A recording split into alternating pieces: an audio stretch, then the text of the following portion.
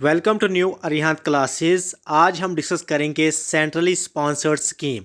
ये important topic है JK SSB VLW या जिसे हम पंचायत सेक्रेटरी भी कहते हैं उस एग्ज़ाम्स के लिए। सेंट्रली स्पॉन्सर्ड स्कीम, वहाँ पर 3 स्कीम्स आपके सिलेबस में दी गई है। उन 3 स्कीम्स को आज हम डिस्कस करेंगे। ये बहुत इंपॉर्टेंट रह सकती हैं वीएलडब्ल्यू एग्ज़ाम के लिए, क्योंकि सिलेबस में मेंशन है जीएस के पोर्शन में सेंट्रली स्पॉन्सर्ड स्कीम। जो चैनल पर अभी नए हैं, चैनल को सब्सक्राइब कीजिए और बेल आइकन भी प्रेस कीजिए। पहली स्कीम क्या है? पहली स्कीम है एमजी नरेगा। एमजी नरेगा है पहली स्कीम आपके सिलेबस में। एमजी नरेगा क्या है? Mahatma Gandhi national rural employment guarantee act इसकी फुल फॉर्म है। ये क्या है? ये स्कीम गारंटी देती है 100 डेज वर्क पर ईयर। कोई भी अनस्किल्ड एडल्ट होगा रूरल हाउस होल्ड में, पंचायती राज सिस्टम में अनस्किल्ड कोई एडल्ट रूरल हाउस होल्ड में, उसको ये स्कीम गारंटी देती है कि 100 दिन का रोज़गार, 100 दिन का काम हर साल आपको मिलेगा, पर ईयर मिलेगा। पहली चीज़ ये याद रखना।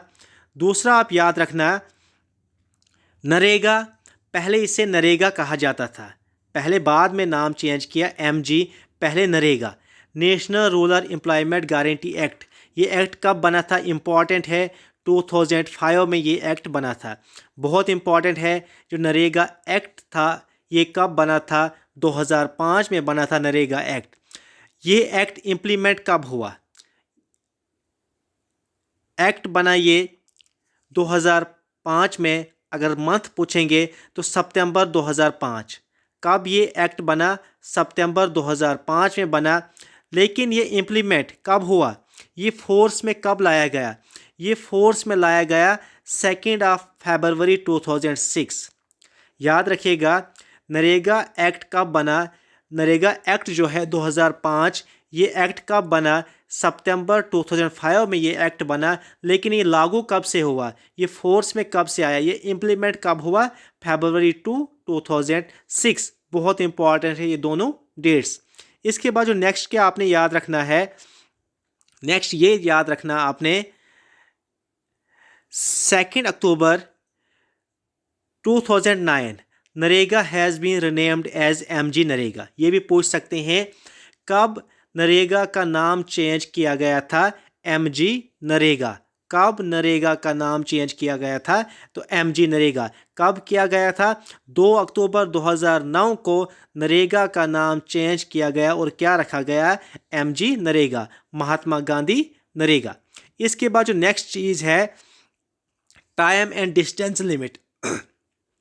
इस स्कीम के तहत टाइम लिमिट क्या है? विद इन 15 डेज काम देना ही हर किसी एडल्ट अनस्किल्ड जो रूरल हाउस होल्ड में है उसको 15 डेज में काम देना है और विद इन 15 किलोमीटर उसको काम मिलना चाहिए। ये स्कीम ये गारंटी करती है। उसके बाद जो शेयरिंग, फंड शेयरिंग, इसमें क्या है? जो वेजेस की शेयरिंग कौन है? वेजेस कौन देगा? वेजेस 100% सेंटर देगा। जो वेजेस मिलती है अनस्किल्ड लेबर को, ये पूरी 100% सेंटर से आएगी, सेंटर ने देनी है। उसके बाद वेजेस में तो सेंटर 100% देगी, लेकिन मटेरियल में सेंटर सिर्फ 75:25। 75% किसने देना है? सेंटर ने मटेरियल का, और 25% देना है स्टेट ने। लेकिन वेजेस का पूरा देना है सेंटर ने 100%। इसके बाद जो नेक्स्ट क्या है, बहुत इंपॉर्टेंट, 1/3 बेनिफिशरी इसमें वुमेन भी होनी चाहिए। 1/3 वुमेन भी इसमें काम करने होने चाहिए। 1/3 वुमेन्स को भी यहाँ पर काम मिलना चाहिए इस नरेगा एक्ट में, जिसे एमजी नरेगा बोलते हैं। यहाँ पर जो वेजेस मिलती है, किस वेज एक्ट के ज़रिए यहाँ पर वेजेस मिलती है? बहुत इंपॉर्टेंट, मिनिमम वेज एक्ट 1984 के ज़रिए, 1984 के तहत यहाँ पर वेजेस मिलती है। किस वेज एक्ट के तहत यहाँ पर वेज मिलती है? नरेगा में वेजेस मिलती हैं minimum wages act 1948। 1948 minimum wage act 1948 के तहत यहाँ पर वेजेस मिलती है, इस स्कीम में वेजेस मिलती है। इसके बाद ऑब्जेक्टिव क्या है, एमजी नरेगा का ऑब्जेक्टिव क्या है? पहला ऑब्जेक्टिव है to strengthen decentralisation and empower panchayati raj institutions. Panchayati raj institutions को डिसेंट्रलाइज करना, उनको एम्पावर करना। उसके बाद दूसरा ऑब्जेक्टिव क्या है? Creation of durable assets in rural areas, rural areas में ड्यूरेबल एसेट्स को क्रिएट करना।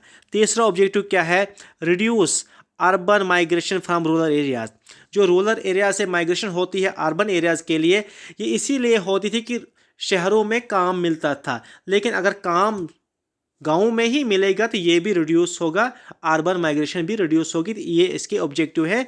3 ऑब्जेक्टिव पूछ सकते हैं पेपर में।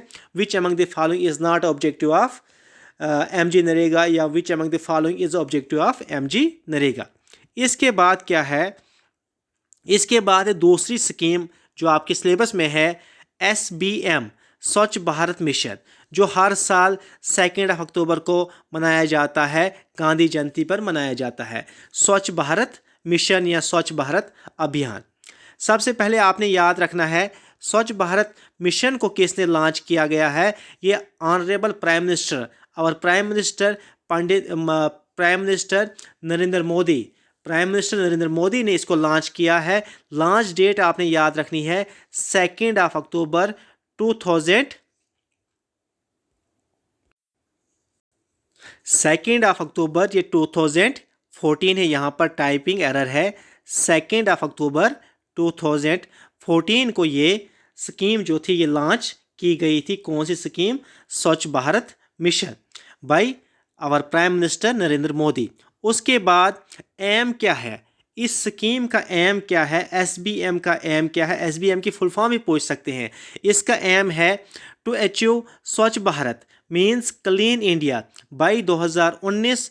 ये to tribute MK Gandhi on his 1/5 birth anniversary, 1/5 birth anniversary पर ये ट्रिब्यूट देना है MK गांधी को। तो इसी का एम था कि to achieve Swachh Bharat till 2009, कि उस 2019 में हम 150 बर्थ एनिवर्सरी होगी गांधी की, तो उस पर हम उसे ये ट्रिब्यूट देंगे।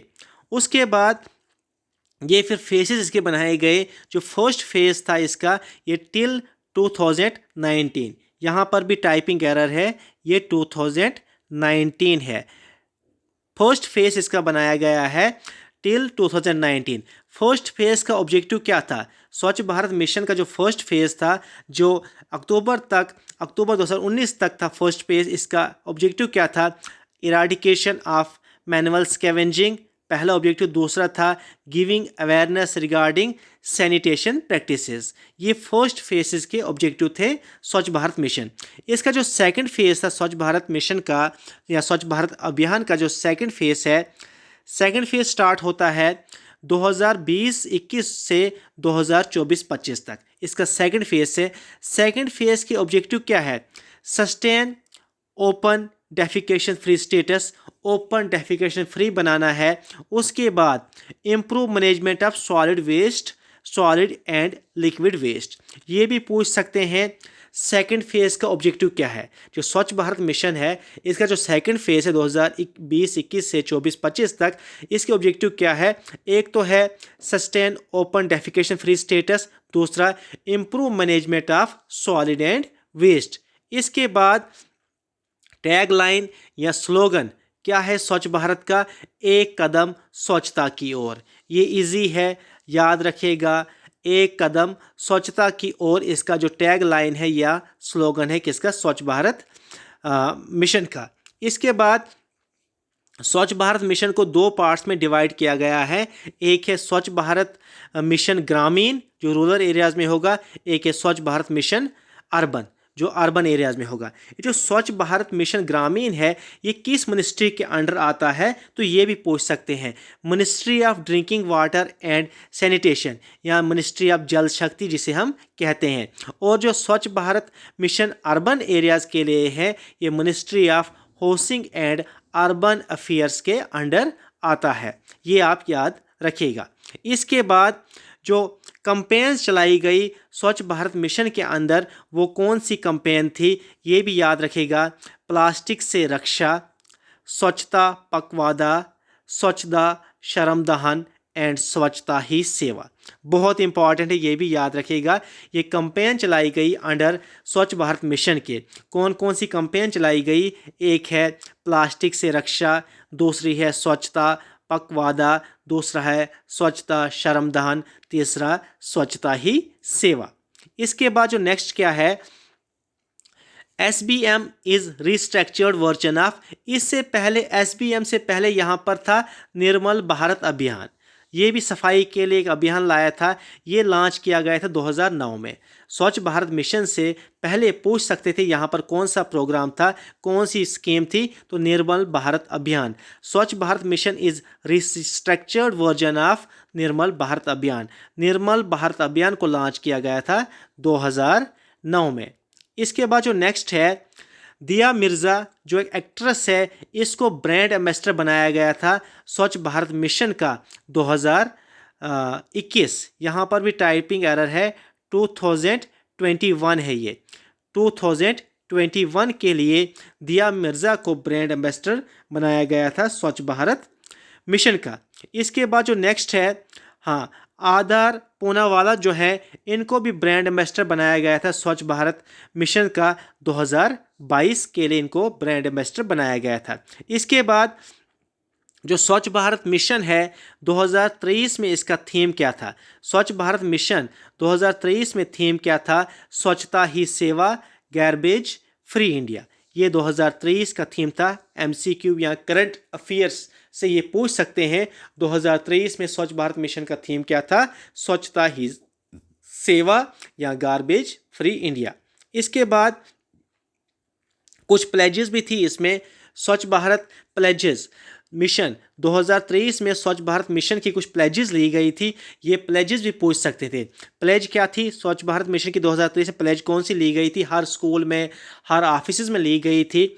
नाउ ये प्लेज है, now it is our duty to serve mother India by keeping the country neat and, यहाँ पर क्लीन है, टाइपिंग एरर है, neat and clean. I devote 100 hours per year, that is 2 hours per week. I will never litter, not let other litter.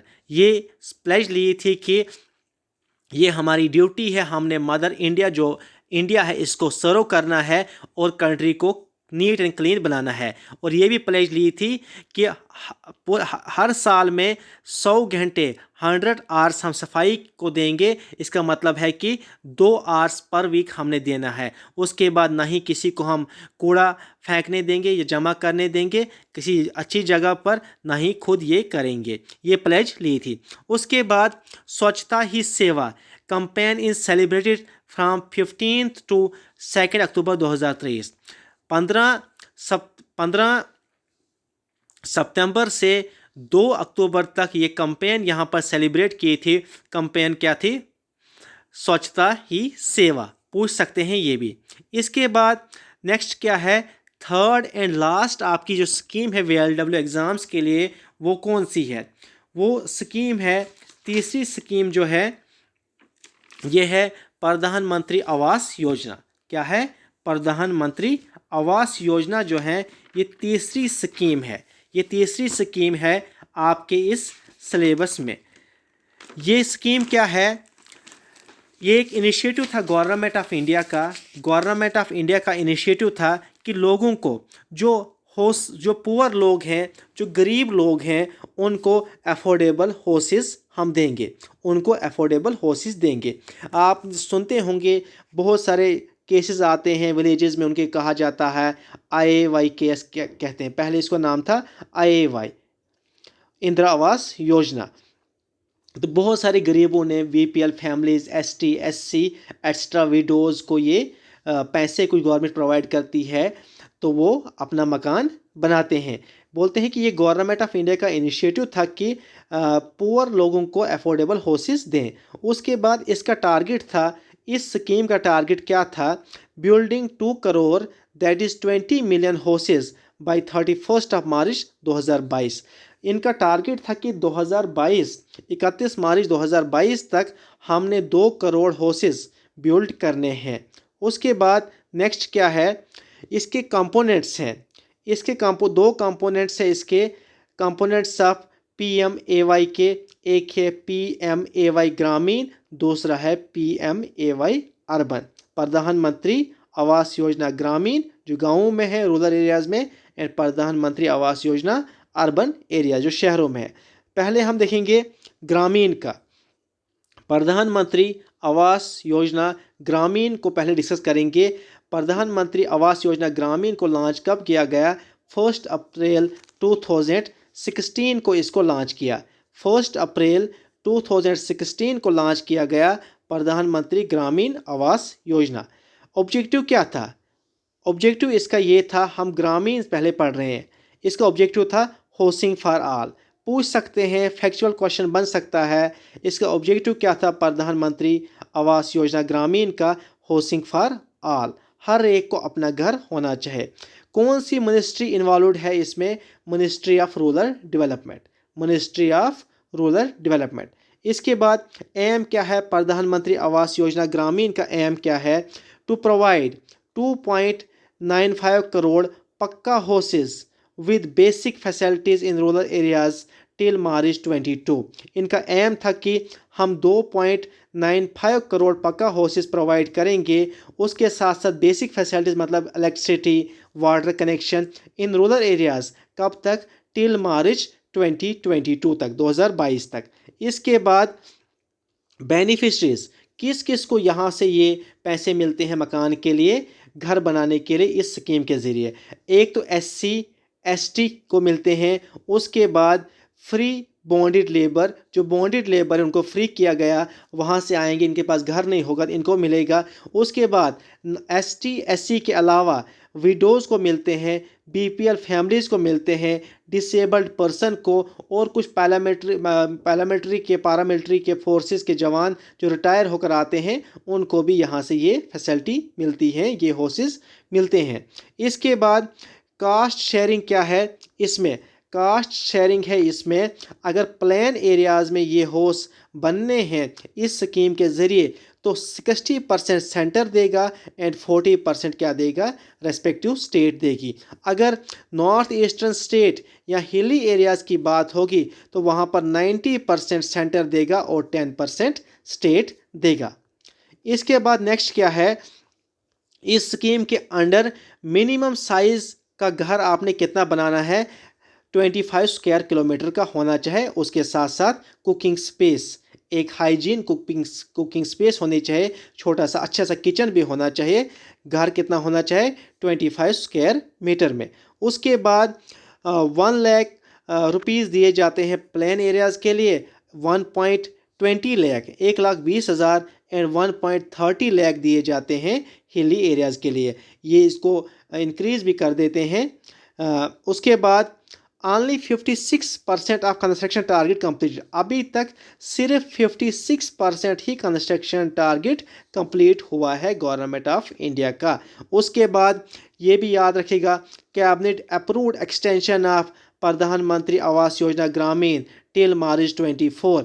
उसके बाद cabinet ने अब इसको approve किया है, एक्सटेंशन और दिया है प्रधानमंत्री आवास योजना ग्रामीण को, कब तक? मार्च 2024 तक, और इसको एक्सटेंशन दिया गया है। उसके बाद अब पढ़ेंगे हम प्रधानमंत्री आवास योजना अर्बन। ये जो अर्बन एरियाज़ में भी लोगों को, गरीब लोगों को घर दिए जाते हैं, पैसे दिए जाते हैं, लोन केस, जो हाउसिंग केस दिए जाते हैं।